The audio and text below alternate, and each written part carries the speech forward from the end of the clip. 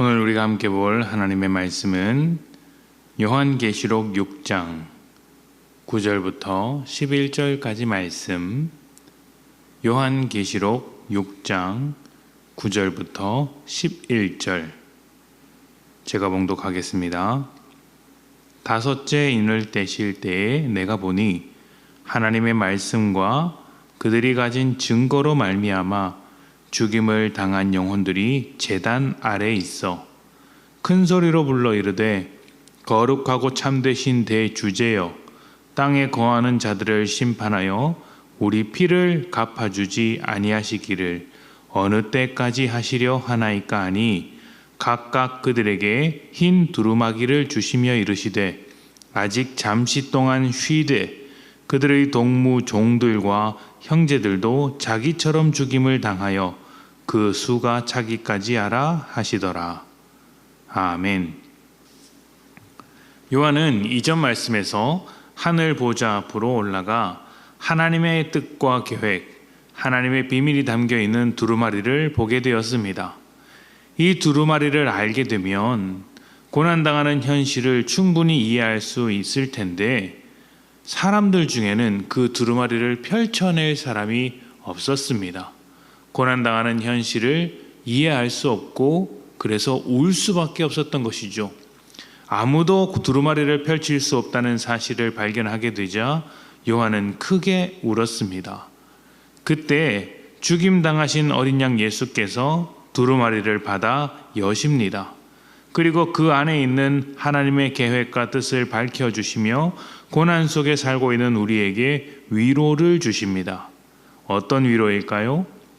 교회는 세상 앞에서 무너진 것 같지만 하나님은 자신의 계획과 뜻을 여전히 이루시고 계시다는 것, 그리고 우리의 현실과 고난을 기억하시며 반드시 갚아주신다는 것입니다.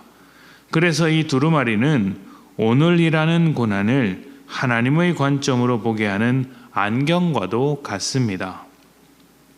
오늘부터 두루마리의 내용이 열리게 되는데 7개의 봉인 중에 4개가 먼저 떼지고 그 다음 2개가 떼지고 중간에 다른 이야기를 잠깐 하다가 나머지 7번째 봉인이 떼지는 구조를 갖고 있습니다. 먼저 떼어지는 4개의 인 봉인은 흰 말과 붉은 말, 검은 말과 청황색 말이 등장합니다. 이것은 마치 군대 앞에서 힘차게 달리는 군마와도 같은데 각각 정복자와 전쟁, 기근과 죽음을 나타내는 것들입니다. 지금도 그렇지만 당시에는 저주와 같이 여겨지는 아주 현실적인 문제들이었습니다. 이것들은 하나님의 뜻에 충돌하는 죄의 모습으로서 세상 안에서 늘 있는 것들입니다. 그래서 이런 현실에서 살아가는 교회가 정말 괴롭죠. 세상이 이 모양이 된 것도 괴롭고 이런 자들 밑에서 살아가는 것도 괴롭습니다. 그러나 이런 괴로움 속에서도 두루마리를 발견하게 되는데, 이 두루마리 속에서 우리가 하나님의 뜻을 보게 되는 것은 이 모든 것들 위에 하나님의 주권이 있어서 세상이 아무리 날뛰고 엉망이 된다고 한들 하나님의 계획에서 벗어날 수는 없다는 것입니다. 그래서 우리가 당하는 고난도 하나님의 계획 안에서 끝날 때가 반드시 온다는 것이죠. 끝나기만 하는 것이 아니라 하나님께서 그 모든 영광과 기쁨과 은혜로서 우리의 삶을 회복하신다는 것입니다. 그런데 그 중에 우리가 눈여겨봐야 할 것이 있습니다. 5번째 인을 뗄 때입니다. 하나님의 말씀을 전하며 믿음을 지키다가 죽임을 당한 그 수많은 믿음의 영혼들이 제단 앞에 모여서 억울함을 풀어달라고 하나님께 호소하고 있습니다. 주님은 그들에게 흰 두루마기를 주시며 그들의 순교와 믿음을 인정해 주십니다. 그리고 아직은 조금 더 기다려야 하니 내 곁에서 쉬라 말씀하십니다. 특히 이 옷은 믿음의 승리자에게 허락된 아름다운 옷이었습니다. 순교를 당한 이들은 세상에서 패배자 취급을 받았으나 하나님은 승리자로 인정해 주시며 반드시 그에 마땅한 대접과 안식을 허락해 주신다는 것이죠.